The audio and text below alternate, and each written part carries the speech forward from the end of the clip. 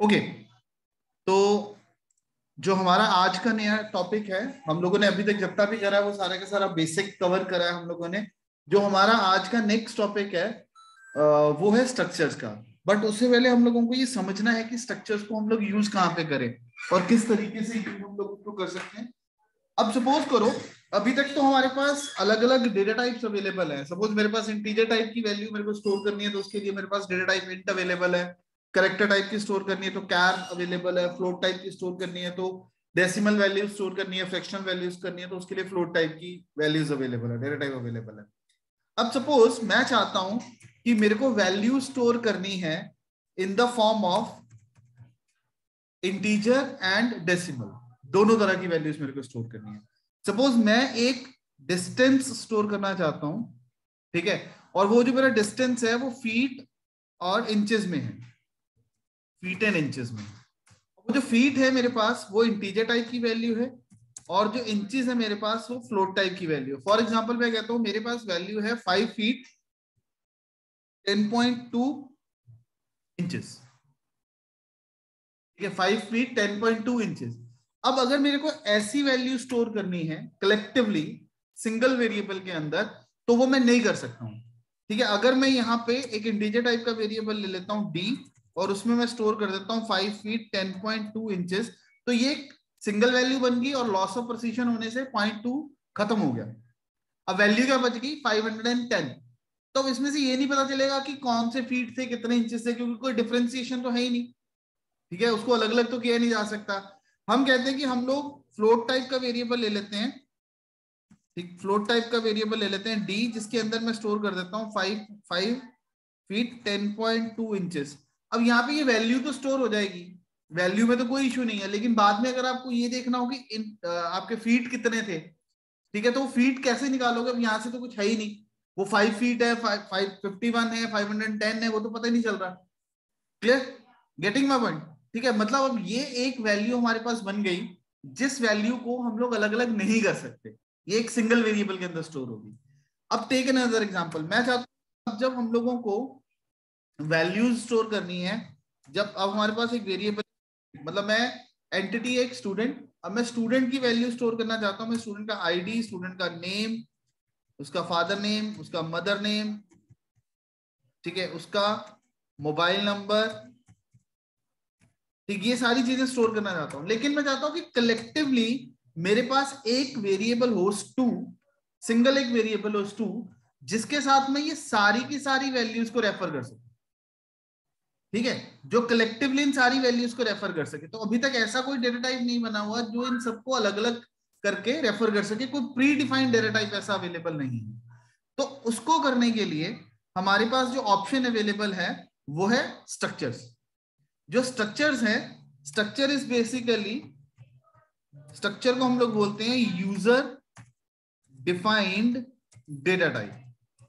जो स्ट्रक्चर्स हैं ये यूजर डिफाइंड डेटा टाइप्स होती हैं, ये कलेक्शन होती है। स्ट्रक्चर जो होता है ये कलेक्शन है, collection of member variables having same और डिफरेंट डेटा टाइप्स। या तो वो सेम होगा या वो अलग अलग होगा। ठीक है, user defined data type, collection of member variables having same और डिफरेंट डेटा टाइप्स। या तो वो सेम टाइप का होगा या वो डेटा टाइप्स अलग अलग होंगी, लेकिन ये कलेक्शन रहेगी। To use structure we need to declare variables of a structure. ठीक है, अगर आप स्ट्रक्चर को यूज करना चाहते हो तो आपको स्ट्रक्चर के जो वेरिएबल्स हैं वो डिक्लेयर करने पड़े, क्योंकि ये यूजर डिफाइंड डेटा टाइप है। और डेटा टाइप्स को हम लोग कैसे यूज कर सकते हैं? उनके वेरिएबल्स बना के। अब अगर आपको इंट, फ्लोट या कैरेक्टर को यूज करना है तो आप क्या करते हो? इंटीजर टाइप का एक वेरिएबल डिक्लेयर करते हो, तभी उसको यूज कर सकते हो। फ्लोट का एक वेरिएबल डिक्लेयर करते हो, तब उसको यूज कर सकते हो। ऐसे कैरेक्टर टाइप का एक वेरिएबल डिक्लेयर कर सकते हो, तब आप उसको यूज कर सकते हो। अदरवाइज उनको डायरेक्टली यूज करना हो तो उनको डायरेक्टली यूज नहीं किया जा सकता। तो इट इज इंपॉर्टेंट कि हम लोग यूजर डिफाइंड डेटा टाइप अपनी मर्जी से बनाएं डेटा टाइप्स को। डेटा टाइप्स को डायरेक्टली नहीं यूज किया जा सकता। अब इंट को डायरेक्टली यूज नहीं कर सकते हो आप, इंट को यूज करना तो उसका वेरिएबल बनाना पड़ेगा, ठीक है ना। ऐसे स्ट्रक्चर है, स्ट्रक्चर को डायरेक्टली यूज नहीं किया जा सकता। स्ट्रक्चर को यूज करना है तो स्ट्रक्चर का वेरिएबल आपको क्रिएट करना पड़ेगा, तब जाके आप उसको यूज कर सकते हो। तो जब हम लोगों को मतलब अब जब हम लोग कलेक्टिवली एक पूरी की पूरी एंटिटी को, एक पूरी के पूरे वैल्यू को एक सिंगल वेरिएबल के थ्रू रिप्रेजेंट करना चाहते हैं, वहां पे हम लोगों को user defined data types create करने पड़ते हैं। उन यूजर डिफाइंड डेटा टाइप्स को हम लोग बोलते हैं स्ट्रक्चर्स, ठीक है। सी आपको, सी एंड सी प्लस प्लस दोनों आपको अलाउ करते हैं कि आप स्ट्रक्चर्स क्रिएट कर सकते हो, जितने मर्जी वेरिएबल्स उनके डिक्लेयर कर सकते हो और उसको इजिली यूज किया जा सकता है। स्ट्रक्चर को डिक्लेयर करने के लिए उसका सिंटेक्स जो है, syntax is struct structure name,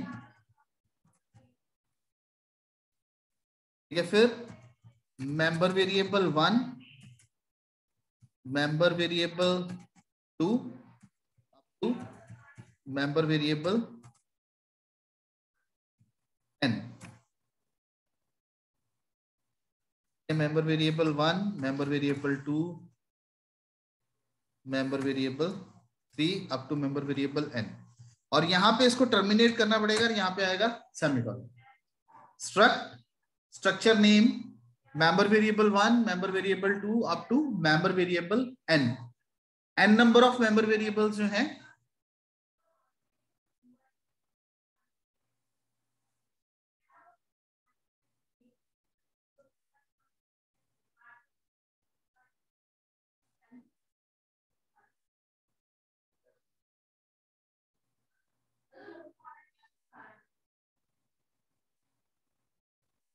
ठीक है। तो इस तरह से हम लोग स्ट्रक्चर्स क्रिएट कर सकते हैं। इसमें जो स्ट्रक्ट है ये कीवर्ड है, ठीक है। जो स्ट्रक्ट है, जो struct is a keyword. Structure name can be any name, ठीक है। And member variables can be of any type, ये किसी भी टाइप के हो सकते हैं।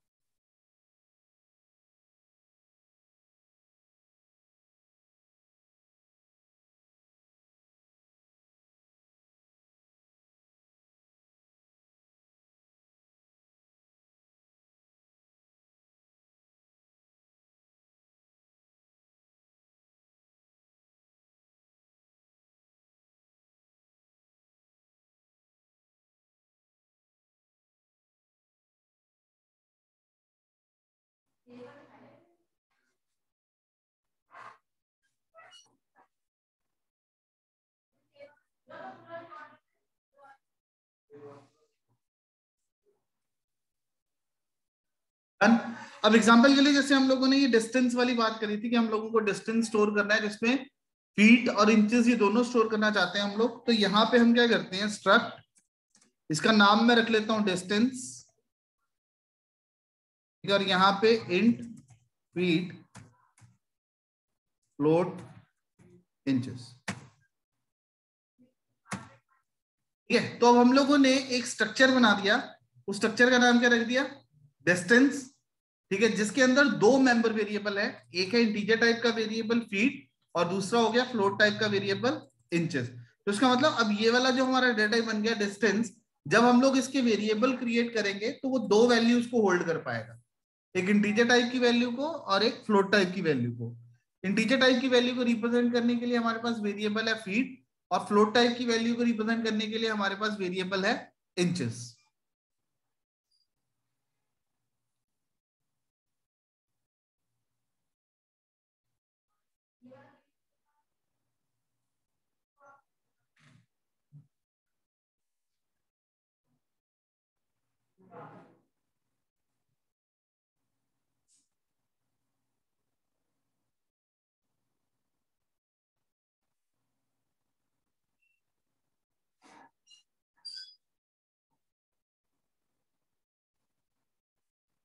ठीक है। अब इसको स्ट्रक्चर के वेरिएबल कैसे बनाने हैं, हाउ टू डिक्लेयर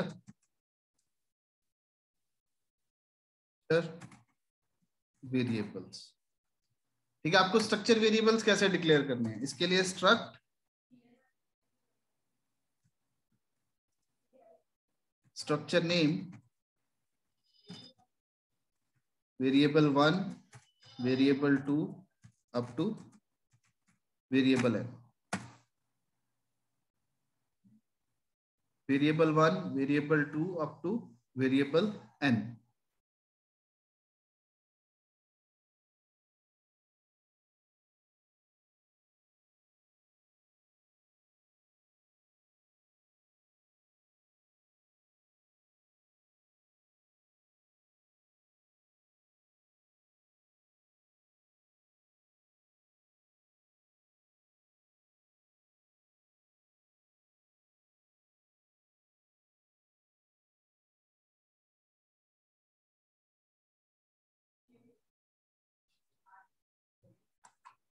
ठीक है, अब हुआ क्या, फॉर एग्जाम्पल अब जैसे हम लोगों ने यहाँ पे करा स्ट्रक्ट डिस्टेंस, अब यहाँ पे बना दिया D1 और D2, यहाँ पे दो वेरिएबल हमने डिक्लेयर कर दिए, struct D1 distance D1 and D2। जैसे ही D1 एंड D2 मेमोरी में क्रिएट होंगे, उसके लिए ऑटोमेटिकली दो वेरिएबल क्रिएट हो जाएंगे D1 के लिए, ठीक है, और दो हो जाएंगे, इसके लिए एक वेरिएबल क्रिएट हो जाएगा फीट, और इसके लिए एक वेरिएबल क्रिएट हो जाएगा इंचेस।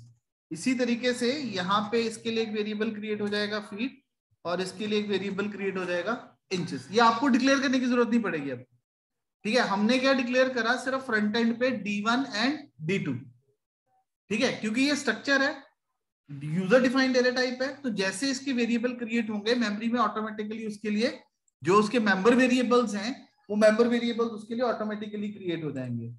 अब अगर ये ऑटोमेटिकली क्रिएट हो गए, now the next question is how to access, कि अब आप उसको एक्सेस कैसे करोगे, how to access member variables. ठीक है, उसके लिए हमारे पास डॉट ऑपरेटर जो है, डॉट जो है इसमें एज एन ऑपरेटर यूज होता है, इसी करके हम लोग किसी भी वेरिएबल के नेम में डॉट को यूज नहीं करते। Dot operator is used to access member variables. ठीक है, जो डॉट ऑपरेटर है वो मेंबर वेरिएबल्स को एक्सेस करने के लिए यूज किया जाता है। अब इसको यूज कैसे करना है आपको, अगर आप इसको देख लो पहले, अगर आप D1 के फीट के अंदर कोई वैल्यू स्टोर करना चाहते हो, तो आप क्या करोगे, D1 डॉट फीट। ठीक है, अगर आप D1 की इंचेस की वैल्यू को रिट्रीव या उसको स्टोर करना चाहते हो, तो आप क्या करोगे, D1 डॉट इंचेस। अब मेरे को फीट स्टोर करने हैं, तो मैं क्या करूंगा, D1 dot feet equals to 10। ठीक है, और अगर मेरे को इसको स्कैन करना होगा, if I want to input, तो वो सेम तरीका है जैसे printf/n enter value in feeds. ठीक है, अब फीड्स में वैल्यू एंटर करनी है, तो आप क्या करोगे, स्कैन एफ। अब किस वेरिएबल में आपने करनी है, वो आपका टाइप क्या है, इंटीजर टाइप का %d, और कौन सा वेरिएबल है जिसके अंदर आप एंटर करना चाहते हो, D1 डॉट फीड के अंदर आप वो वैल्यू इनपुट करना चाहते हो। तो enter value in feeds scanf %d D1 dot feed. ठीक है, तो जो भी वैल्यू आप इनपुट करोगे वो D1 के फीड्स में चली जाएगी। इसी तरीके से अगर आप इंचेस की वैल्यू स्टोर करना चाहते हो, तो एक तरीका है D1 dot inches is equals to 10.2, और अगर आप स्कैन करना चाहते हो इसी के अंदर, यूजर से इनपुट लेना चाहते हो, /n enter value in inches. ठीक है, आपको इंचेस में वैल्यू इनपुट करनी है, तो उसके लिए scanf %f address of D1 dot inches.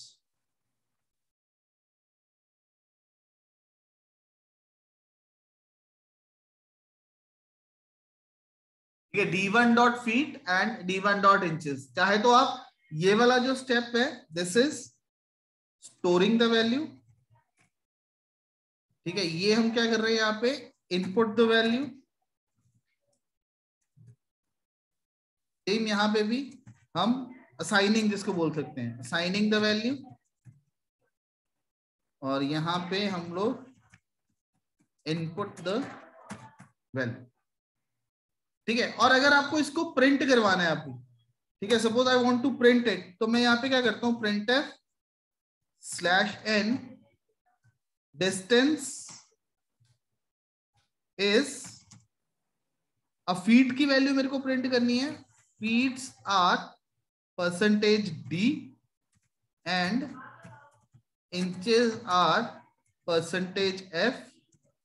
अब फीट वाला वेरिएबल हमारे पास कौन सा है, d1 डॉट फीट, और इंचेस वाला कौन सा है, d1 डॉट इंचेस।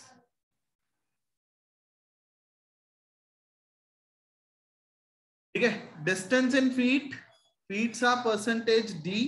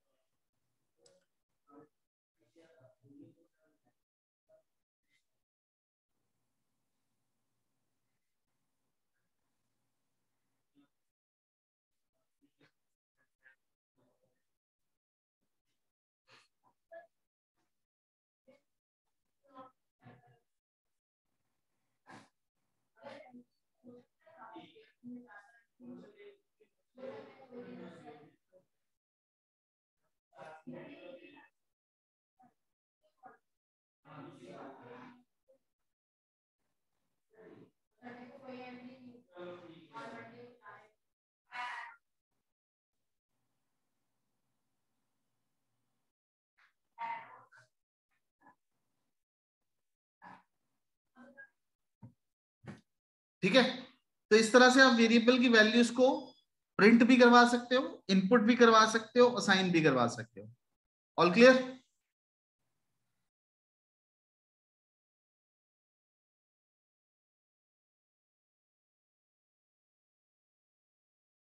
ओके, अभी हम लोग नेक्स्ट क्या देख रहे हैं इसमें, कि यही स्ट्रक्चर की एक एग्जांपल हम लोग कर रहे हैं, जो अभी हम लोगों ने डिस्कस करी थी डिस्टेंस वाली एग्जांपल, उसी एग्जांपल को हम लोग यहाँ पे चेक करते हैं कि किस तरह से किया जा सकता है। तो यहाँ पे मैं करता हूँ hash include stdio.h hash include conio.h। Okay, यहाँ पे सबसे पहले मैं यहाँ पे स्ट्रक्चर बनाता हूँ, स्ट्रक्ट डिस्टेंस। यहाँ पे मेरे को दो वेरिएबल इसके अंदर डिक्लेयर करने हैं, तो इंट फीट फ्लोट इंचेस। ठीक है, यहाँ पे दो वेरिएबल मैंने डिक्लेयर कर लिए। अब मैं यहाँ पे स्ट्रक्ट डिस्टेंस d1 d2 दो वेरिएबल डिक्लेयर कर लेता हूँ। यहाँ पे मैंने मेन से बाहर डिक्लेयर कर दिए, दो वेरिएबल मैंने यहाँ पे बाहर ही डिक्लेयर कर दिए, तो इससे क्या हो गया कि ये मेरे ग्लोबल वेरिएबल बन गए। ठीक है, तो आप इसको void main, यहाँ पे आप इसको लगाओ, जो स्ट्रक्चर है वो मेन से बाहर आएगा आपका। ठीक है, कहीं कहीं पे भी हम उसको यूज कर सकते हैं। तो यहाँ पे मैंने स्क्रीन क्लियर कर दी, CLR SCR। ठीक, अभी मैं क्या करता हूँ, यहाँ पे D1 के एक में मैं वैल्यू स्टोर करता हूँ और एक में हम वैल्यूज इनपुट कर लेते हैं।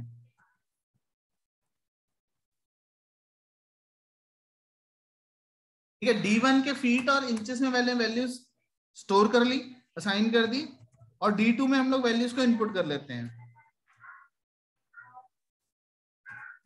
Input the value in feats.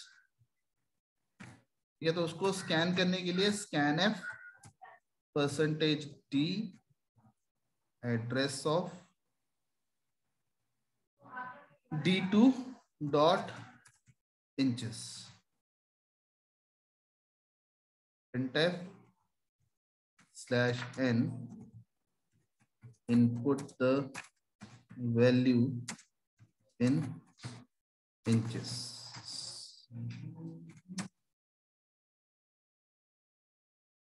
nf percentage d percentage f और D2 डॉट, ओके, ऊपर फीट आएगा फिर इंचेस आएगा, फीट D2 डॉट इंचेस।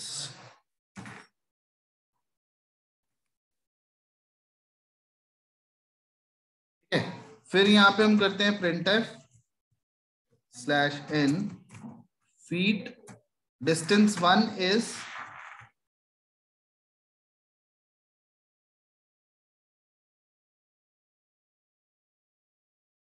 पे printf -n feet are %d and inches are %f d1 dot feet comma d1 dot inches. फिर printf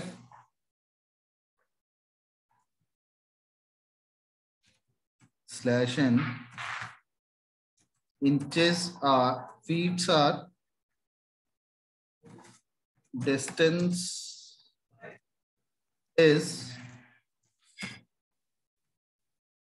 printf /n feet are %d and inches are %f d2 dot feet d2 dot inches.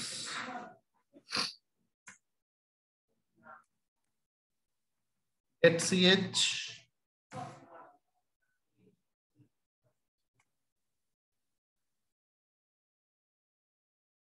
ठीक है, तो ये हमारा programme हो गया। मैं इसको सेव कर लेता हूं स्ट्रक्ट।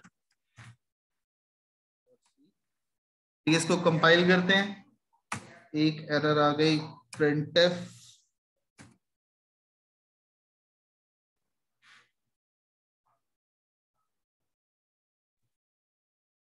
ये ऊपर एफ क्यों लिखा है? कैन d2 डॉट इंचेस, तो यहाँ पे एफ क्यों लिखा है? कहाँ पे? तो इसके साथ है सेकंड में, input the value in inches, तो नीचे। एक मिनट, कहाँ पे? यस सर, इन इंचेस। यस यस, इसके नीचे सर यहाँ पे परसेंटेज कैन एफ, एनएफ में क्या लिखा है? सर एफ लिखा ना, यहाँ पे डी नहीं आएगा? नहीं, ये इंचेस जो आपका फ्लोट टाइप का है ना, ये देखो। Okay okay sir.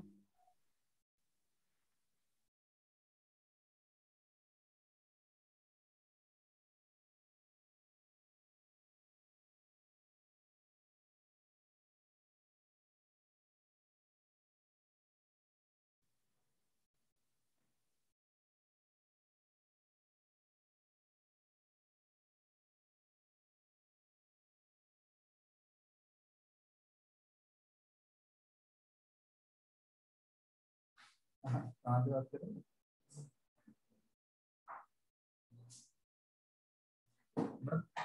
15-20 मिनट बात हुई मेरी सेशन में।